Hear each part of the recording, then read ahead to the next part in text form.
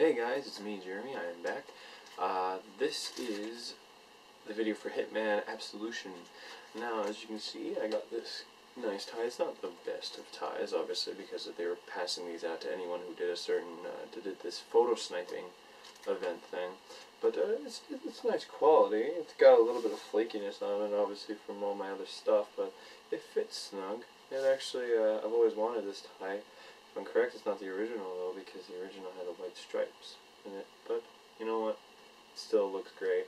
Speaking of Hitman, now, the thing you had to do was this photo snipe thing. You probably have...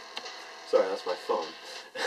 You probably have seen a few of these things on their website. So all you have to do is just do a pose, and you get this tie. Oh, you also get this really nice clip pin. I like suits, so I really appreciate this. Some people might not, but if you can see, it has the symbol right there. That's pretty nice. But as for the game, it looks awesome. They had a demo at PAX. It's I don't have any video of it, I'm sorry, but all it was you had to go into this Chinese market, find this one guy, and kill him. And it was really small, like the map was not that big, yet they had so many different ways you could kill him. You could poison his food, you could snipe him, you could run up and just pew pew pew. Thing is, if you ran right in, 90% of people who ran just right in died. Like, so many people who I saw play the game have never played or have not experienced the Hitman games, and they just died really, really fast. I, unfortunately, did not have good luck. I've completed it once out of 3 tries.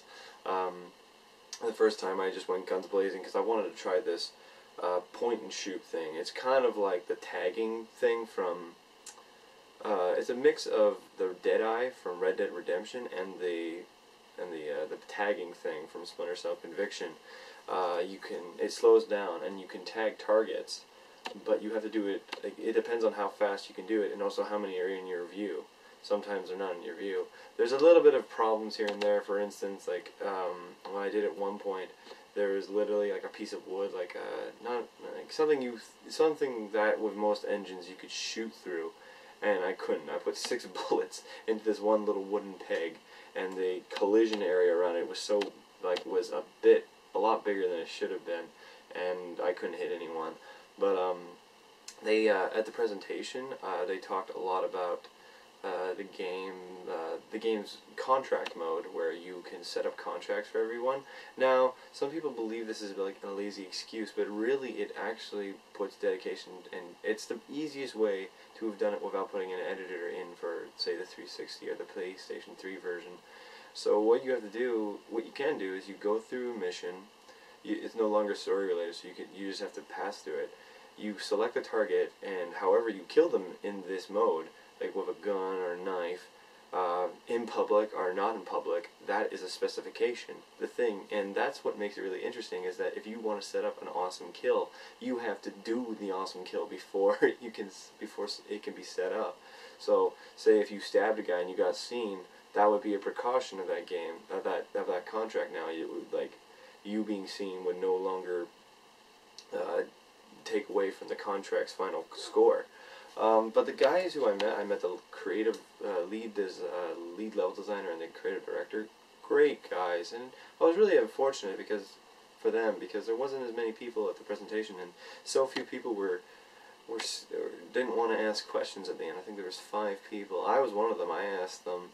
They said the inspiration for Contracts mode was seeing all the videos of people playing Hitman Blood Money and just doing weird freaking kills from the game that they didn't even think would be possible when they made the game back in '05.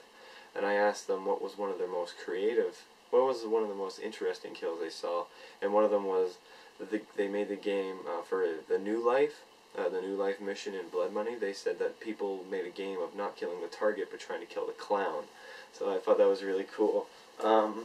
As for things I got for them besides the oh man, I just cut my finger. As for things I got for them besides the this tie, I also got one of their cards. Now this is really cool because I didn't think it was a card at first, but if you look at it closely, I'm sorry it's really dirty, it's been in my wallet. It's a steel card. a steel Hitman card. And this outer lining, I thought at first that was like something you do with the card, but it's not. It's actually part of the design. So that was really, really cool. Then, I haven't checked if they're on the Apple Store, but I got this.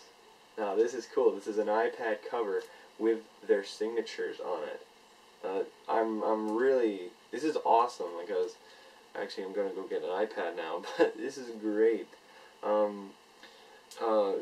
They were really nice guys. I talked to them afterwards. I asked them one question of why they wanted to, why it took so long, and if the fact that the movie that was made was so bad that they wanted to keep in the shadows. But he said no, that if I'm correct, IO Interactive is a small team, so they had to focus on making this new engine. Glacier 2 is a completely new engine. And they also had apparently some difficulties with the lead actor who voices Agent 47. I can't remember his name right now. But apparently they were thinking about using a new Hitman. They thought that Blood Money was like the end of the old saga. But I'm very happy to say that they are keeping the same actor, and the game looks great. Oh, another thing I forgot to mention, there's photos of this guy right here. This guy was awesome. Now, he's the only Hitman Agent 47 cosplayer I saw, but the guy was great. Like, he had a case that had the symbol on it and everything, and he had, like, even had a barcode on the back of his head. The only thing that took away that he was wearing glasses often, so I didn't understand why he just didn't put contacts in. But the guy is he was one of the best cosplayers I saw. I thought he was really, really good. And he wasn't using this. He actually had his own red tie. So yeah, I thought he was great. I'm sorry I don't have any more photos of it or any video of it. They didn't let me videotape any of it, but it looked really, really good, and I'm really excited for it. So I hope you guys are like this video. Check around to see if there's any other ones, and I plan to put out more within the week. So see you later.